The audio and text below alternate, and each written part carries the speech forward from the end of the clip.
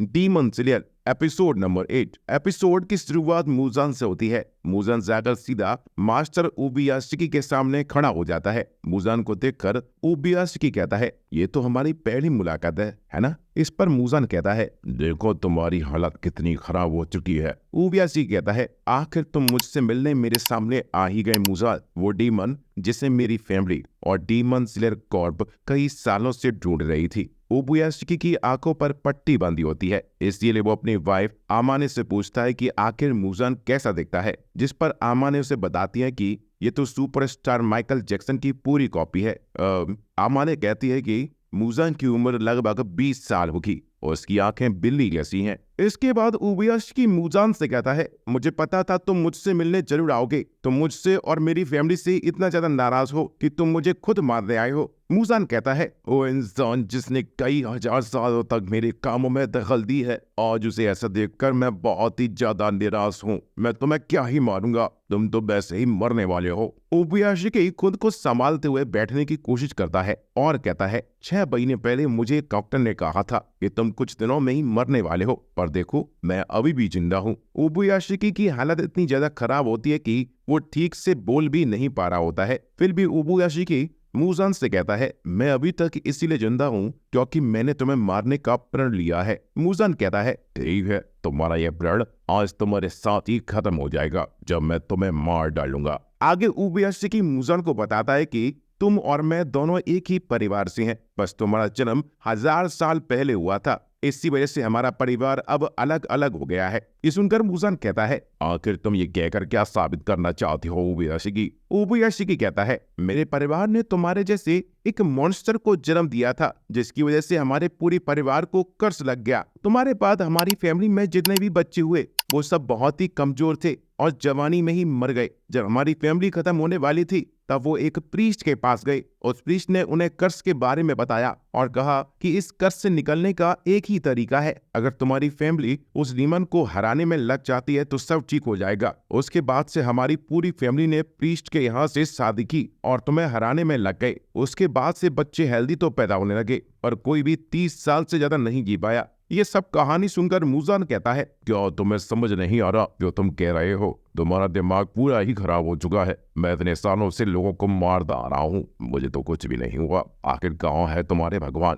मैंने इतने सालों में ना ही कोई गॉड देखा है और ना ही कोई बुद्धा। मूजान की बातों से ओबुयाशिकी को जरा सा भी फर्क नहीं पड़ता। ओबुयाशिकी कहता है, ये तो सबकी अपनी अपनी सोच है। इसके बाद ओबुयाशिकी मूजान से उसके सपने के बारे में पूछता है। मूजान सोचता है, मैं जिस डीमन स्लेयर कॉर्प के हेड को इतने सालों से ढूंढ रहा था वो आज मेरे सामने है। उसके बाद भी मुझे जरा सा भी उसके खिलाफ नफरत महसूस नहीं हो रही। हम देखते हैं कि पास ही में ओबुयाशिकी की दोनों बेटियां खेल रही होती हैं। मूजान ये सब देखकर सोचता है, मुझे ये बहुत ही ज्यादा नॉस्टैल्जिक फील कर रहा है। मूजान को ओबुयाशिकी, आमाने और उनकी दोनों बेटियों के अलावा इतने बड़े घर में और कोई भी दिखाई नहीं देता। ये सोचकर मूजान थोड़ा हैरान हो जाता है। आगे ओबुयाशिकी मूजान से कहता है कि मुझे पता है तुम्हारे दिमाग में क्या चल रहा है, तुम अभी इटर्निटी और इमॉर्टल होने के बारे में सोच रहे हो। मूजान कहता है, हाँ सही बात है और ये बहुत ही जल्दी पूरा होने वाला है जब मैं नेज़ुको को पकड़ लूंगा।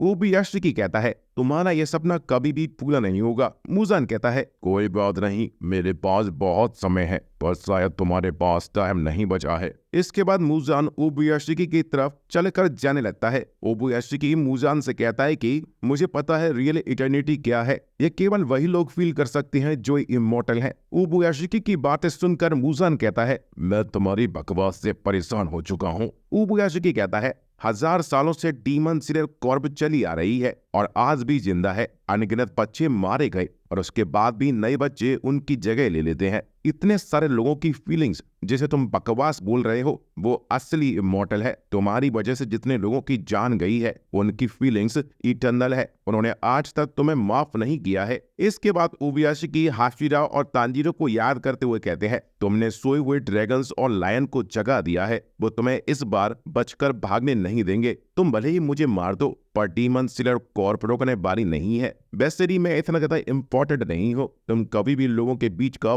बॉन्ड और और उनकी फीलिंग्स नहीं समझ पाओगे, क्योंकि तुम सभी डीमन अंदर से खोखले हो और मरने के बाद तुम लोगों की राख भी नहीं बचती है। तभी एक हवा का तेज झोंका आता है। उबुयाशिकी मूजान से कहता है, या तुम्हें कुछ समझ आया? उबुयाशिकी की बात सुनकर मूजान गुस्से में आने लगता है और उबुयाशिकी को चुप होने के लिए कहता है, बहुत हो गया डैड है। उबुयाशिकी मूजान से कहता है, इतने सालों से मुझे जो कहना था वो मैंने तुमसे कह दिया, बस एक आखिरी चीज बची है। मैं भले ही इतना इम्पोर्टेंट नहीं हूँ, पर मेरी मौत बेकार नहीं जाएगी। डीमन चिलर कॉर्प में सभी लोग मेरी रिस्पेक्ट करते हैं, स्पेशली हाशिरा। जब उन्हें मेरी मौत के बारे में पता चलेगा तो वो लोग पहले से ज्यादा जोश में होंगे। तुम्हें मारने के लिए वो आगे दौड़ेंगे। मूजान उबुयाशिकी से कहता है, क्या हो गया तुम्हारा, या अभी भी कुछ और कहना चाहते हो? इसके बाद उबुयाशिकी मूजान को शुक्रिया कहते हुए बोलता है कि मुझे नहीं लगा था कि तुम इतनी देर तक मेरी बात सुनोगे। उधर दूसरी तरफ सभी हाशिरा के कासुकाई क्रू उनको उबुयाशिकी मेंशन पर हमले के बारे में बता देते हैं। ये सुनते ही सभी हाशिरा सब कुछ छोड़कर तेजी से उबुयाशिकी मेंशन की तरफ बढ़ रहे होते हैं। तांजीरो भी गियू के साथ होता है। इसके बाद हमें पास्ट का एक सीन दिखाया जाता है जिसमें सभी हाशिरा बात कर रहे होते हैं कि हमें मास्टर की सिक्योरिटी के लिए कम से कम 2 हाशिरा को उनके मेंशन पर रखना चाहिए। इस पर ग्यू में कहता है, मुझे बोलते बोलते 8 साल हो गए, पर मास्टर हमेशा ही मुझे मना कर देते हैं। मास्टर के लिए उनके हाशिरा बहुत ही ज्यादा कीमती हैं। वो किसी भी हाशिरा को अपनी पर्सनल सिक्योरिटी के लिए नहीं रख सकते। शिनोबु बताती है कि आज तक जितने भी उबुयाशिकी फैमिली के हेड हुए हैं वो कभी भी अपने पास कोई भी गार्ड नहीं रखते थे। इसके बाद हम फिर से प्रेजेंट में आते हैं। सभी हाशिरा मास्टर के मेंशन की तरफ जा रहे होते हैं। मूजान जैसे ही उबुयाशिकी को मारने वाला होता है, तभी अचानक से पूरे मेंशन में एक बहुत तेज धमाका होता है और चारों तरफ आग ही आग होती है। इस धमाके की चपेट में पूरी उबुयाशिकी फैमिली और मूजान दोनों ही आ जाते हैं। सभी हाशिरा दूर से ये सब देख रहे होते हैं और बहुत ज्यादा चौंक भी जाते हैं।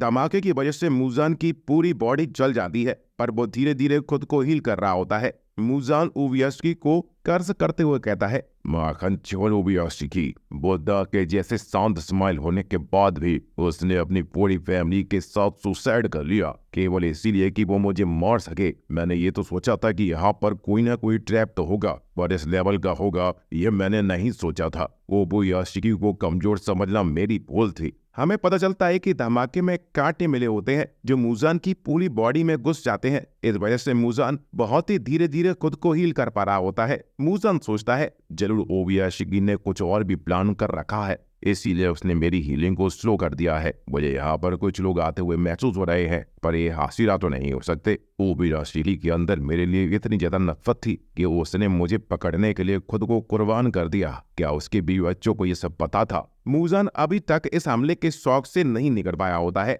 मूजान की बॉडी जैसे ही हील होती है, हम देखते हैं कि कोई मूजान पर अपना ब्लड डीमन आर्ट यूज करता है, जिसकी वजह से बहुत सारे कांटे मूजान की बॉडी में घुस जाते हैं और अंदर जाते ही वो कांटे और ज्यादा फैलने लग जाते हैं, जिसकी वजह से मूजान कांटों में ट्रैप हो जाता है और वो अपनी पावर्स भी यूज नहीं कर पा रहा होता है। तभी वहां पर तमायो आ जाती है और मूजान पर हमला करने लगती है। हमें पता चलता है कि ये डीमन आर्ट तमायो का ही होता है। तमायो बताती है कि ये डीमन आर्ट उस इंसान का ही है जिसे मूजान ने आसाकुसा में डीमन बनाया था। तमायो को अपने पास देखकर मूजान बहुत ज्यादा चौंक जाता है और सोचता है कि आखिर उबुयाशिकी मेंशन में तमायो क्या कर रही है। हम देखते हैं कि जब तमायो मूजान पर हमला करती है तब मूजान तमायो का हाथ अब्सॉर्ब कर लेता है। तमायो उसे बताती है कि मेरे हाथ में वो मेडिसिन थी जिससे डीमन को वापस इंसान बनाया जाता है। ये सुनते ही मूजान ये बात मानने से इनकार कर देता है, पर मूजान के होठ उड़ चुके होते हैं। तमायो कहती है, मैंने ऐसी मेडिसिन बना ली है, मैं यकीन नहीं कर सकती थी।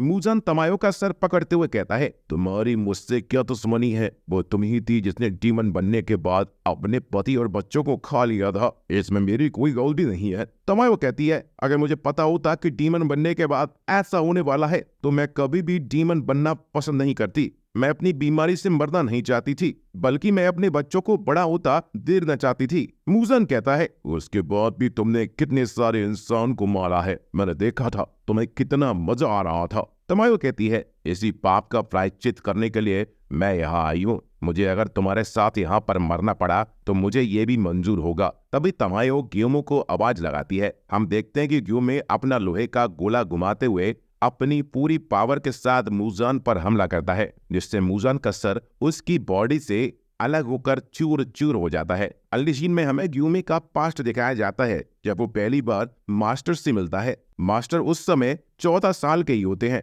जबकि ग्यूमे खुद 18 साल का होता है। मास्टर की बातें सुनकर ग्यूमे को यकीन नहीं होता कि मास्टर उससे 4 साल छोटे हैं। मास्टर ग्यूमे से कहते हैं कि मुझे पता है तुम एक खूनी नहीं हो, तुमने बच्चों को डीमन से बचाया है। ये सुनते ही ग्यूमे रोने लग जाता है। हमें बताया जाता है कि मरने से पहले ओबुयाशिकी ग्यूमे को सारा प्लान बताते हैं कि मुजान उससे मिलने यहाँ पर 5 दिनों के अंदर आने वाला है। तब तुम लोगों को मुझे चारा बनाकर उसे मारना ही होगा। क्या तुम ये मेरे लिए कर सकते हो? ग्यूमे मास्टर से पूछता है कि आपको ऐसा क्यों लगता है कि मुजान यहाँ पर आपसे मिलने आएगा? इस पर मास्टर हंसते हुए कहते हैं कोई खास रीजन नहीं है, बस ये मेरी अंदर की आवाज है। हमें बताया जाता है कि सभी ओबुयाशिकी फैमिली के हेड के पास ऐसी पावर थी जिसमें वो फ्यूचर में होने वाले इवेंट्स को देख सकते थे। इस तरह से ओबुयाशिकी फैमिली ने बहुत सारे पैसे कमाए और लोगों की जान भी बचाई थी। मास्टर ये काम केवल ग्यूमे को सौंपते हैं क्योंकि उन्हें विश्वास था कि बाकी के हाशिरा उनके सुसाइड करने वाली बात को कभी नहीं मानेंगे। इसीलिए मास्टर ये काम केवल ग्यूमे को देते हैं। ग्यूमे भी इसके लिए राजी हो जाता है। मास्टर कहते हैं कि मैं आशा करता हूं कि इसके बाद मेरे प्यारे बच्चों को मरना नहीं पड़ेगा। इसके बाद सीन फिर से चेंज होता है। हम प्रेजेंट में आ जाते हैं। ग्यूमे ने मुजान का सर उड़ा दिया होता है पर तुरंत ही मुजान खुद को हील कर लेता है। ग्यूमे को मास्टर की बात याद आती है। मास्टर ग्यूमे से कहते हैं कि अगर मुजान का सर कटने के बाद भी वो नहीं मरता है तो केवल एक ही चीज है जो मुजान को मार सकती है, वो है सनलाइट। इसीलिए अगर मुजान नहीं मरता है तो तुम्हें सुबह तक मुजान को रोक कर रखना होगा और उसके साथ लड़ते रहना होगा। पर मुजान को रोक कर रखना इतना आसान नहीं होता है। इतना सब होने के बावजूद भी मुजान खुद को तुरंत हील कर लेता है और ग्यूमे पर एक हमला करता है। ग्यूमे भी अपनी स्टोन ब्रीदिंग का 3rd form stone skin use करता है और मुजान के सभी हमलों को रोक देता है। तभी वहां पर सभी हाशिरा पहुंच जाते हैं पर मैंसन की हालत देखकर वो बहुत ही ज्यादा दुखी हो जाते हैं। हम देखते हैं कि तांजिरो भी वहां पहुंच जाता है और उसकी सबसे पहली नजर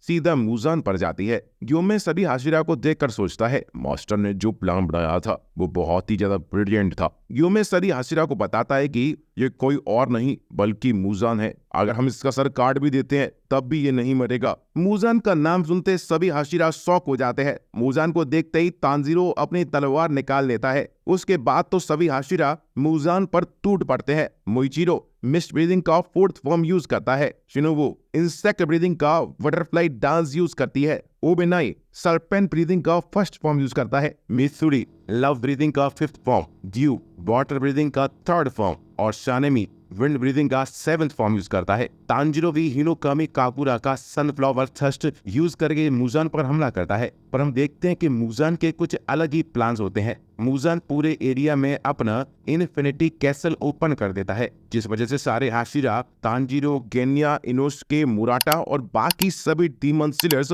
जो उस एरिया में मौजूद थे सब के सब मुजान के इन्फिनिटी कैसल में पहुंच जाते हैं। हमें एक एक करके सारे डीमन स्लेयर्स इन्फिनिटी कैसल में गिरते हुए दिखाई देते हैं। इनमें कनाओ और जेनित्सु भी होते हैं। ऐसे मौकों पर जेनित्सु बहुत ज्यादा घबरा जाता है पर हमें जेनित्सु बहुत ही ज्यादा कम और स्ट्रॉन्ग दिखाया जाता है। धीरे धीरे करके सभी हाशिरा और नीचे जा रहे होते हैं। तांजिरो मुजान के सामने जाकर उतर जाता है। मुजान हंसते हुए सभी से कहता है